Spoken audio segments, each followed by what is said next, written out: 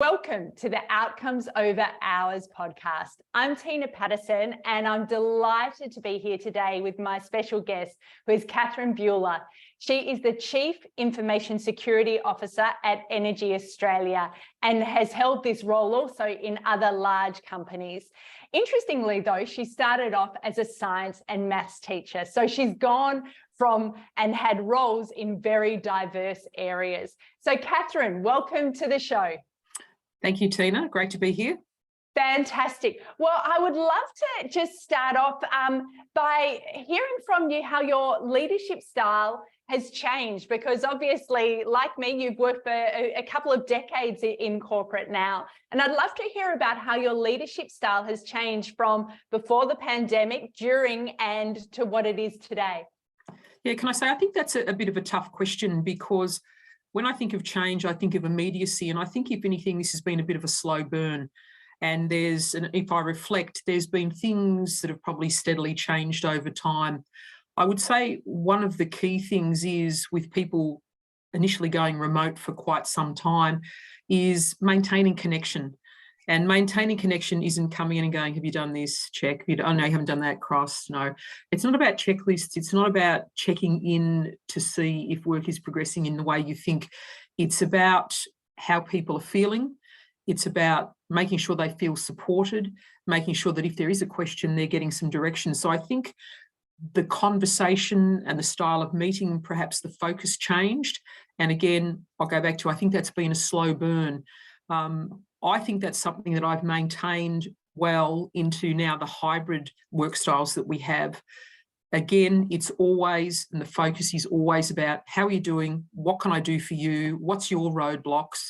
And, you know, we've got to talk about feelings, because this is something that when people aren't there in the flesh, you don't get all of those extra cues. And I even think when you're on screen like this, you can only see so much. And being with someone in person, they don't, and it's bad to say they don't get to hide, but you get much more feedback. On screen, you get less. On a phone call, you get even less. And I think it's really important to have those good conversations. I love that. I'm just thinking it's not about the checklist. I think that is such a great point, because a lot of people as leaders do focus just on the work, don't they? Of, have you done this? Have you done that? And it's also then you either say, yes, I've done it, or no, I haven't. It's very clinical. I love that, of then allowing people to bring their whole selves to work. So I guess building on from that, what do you see as the key leadership skills that leaders need in our new normal? As you said, often we do have a screen between us and we're not always in the office. What are the key things that you see that leaders need to focus on? I keep going back to people. And I think this is, some people say to me, what do you lead for? And I say, I lead for one thing, and that's happiness. And they kind of look at me like, really? And I say, yes, because if people are happy, and I don't mean that in an anemic, trite, giggly way, I mean that, are they fulfilled? Have they got enough challenge that the work is interesting? Are they not too overloaded? And I know periodically we all get to that stage in our teams, and people who report to us get to that stage. But in the main, have they got sufficient interesting work to do that keeps them engaged? And the only way to understand that and achieve that is through conversation. And I think it's the most important thing to do. I love that. I love that focus on happiness. I've often said in corporate, happy people lead to happy customers, lead to happy profits. And, it starts with engaging our people. I love that. And I want to mix things up a bit. Do you have a morning ritual? And if so, what is it? What's your morning routine? So that I don't have a routine for every single day, but I do. I'm not a gym junkie, but I go 3 or 4 times a week. And if I'm doing that, means that I'm up at 5:30 and I'm at the gym just before 6. So that would be a morning ritual. Other than that, I don't have anything special that I do, I don't think, to start the day. I love that, though. You prioritise your well-being in there, it sounds like. And I think that's another area that we're now starting to talk about a lot more, the importance of well-being, and how it does lead to that happiness. Yeah. But can I pick up on that? Yeah. Because I think during COVID, particularly during lockdown, there was not the opportunity to do that. Now, for me, and it's what works for people, I'm not going to, get religious about it and say you've got to find something for yourself. And I think during lockdown, I didn't do enough of that. And what I've learned from it is that if I don't go to the gym in the morning, I don't go. So that means I don't exercise for the day. It's very rare that I go, well, let's go out and walk the dogs in the evening. I'll look out and go, no, not really. So it's got to be first thing. It doesn't happen. Yeah, I love that. And obviously it's different for different people, but I do hear a lot of people say that if they don't focus on whatever exercise or something for themselves first thing in the morning, that it's really easy for the day to just get away from them. Yeah, it just becomes a lower priority because suddenly there's work priorities, there's your family, there might be social things you want to do, and exercise becomes less relevant and less important as the day goes on. In my life, it may be different for others. Yeah, fantastic. Now, I'd love to ask you some rapid fire questions, Catherine. Is that okay? That's okay. Fantastic. Okay, so what is the best purchase you've made in the last couple of years for less than $100? So interestingly, it's not a purchase, it was a gift. Ooh. And it was a gift from my sister-in-law.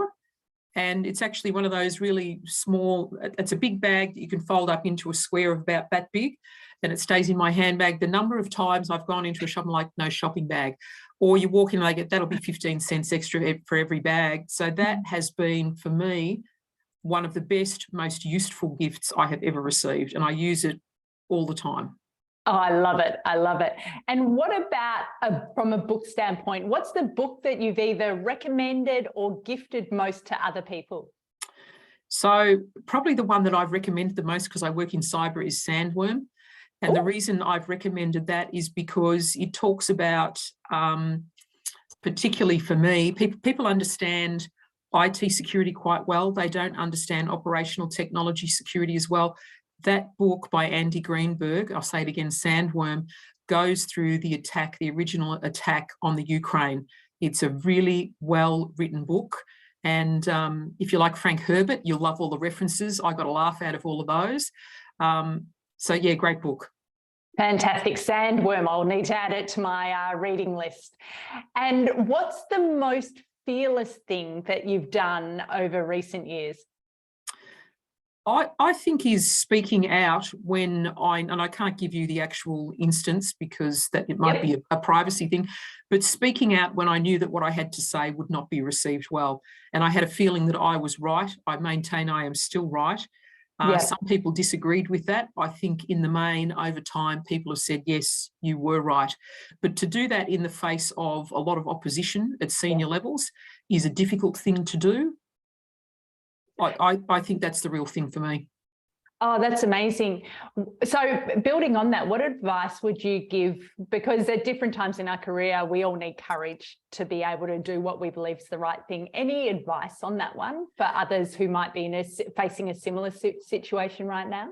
Look, I think you've got to pick your times, and sometimes it can be career limiting to make a call on something. So make sure that when you're doing it, that you're absolutely certain that you are right. And perhaps you've run that through with someone else. Hey, I'm thinking about this. This is what I feel. Is it the right thing to do?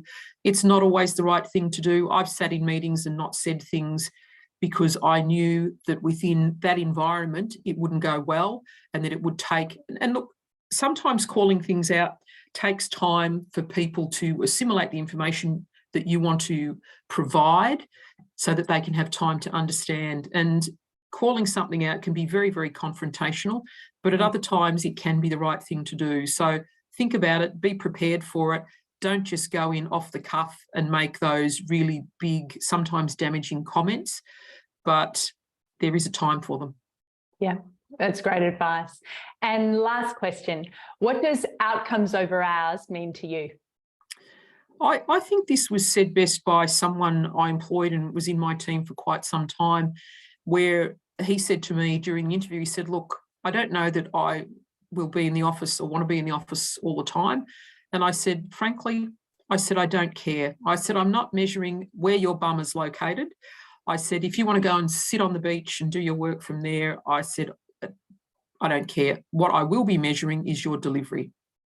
And that's what it really is to me. It's what is being delivered, what was agreed as the deliverable, what was the timeline, not where are you sitting when you do it.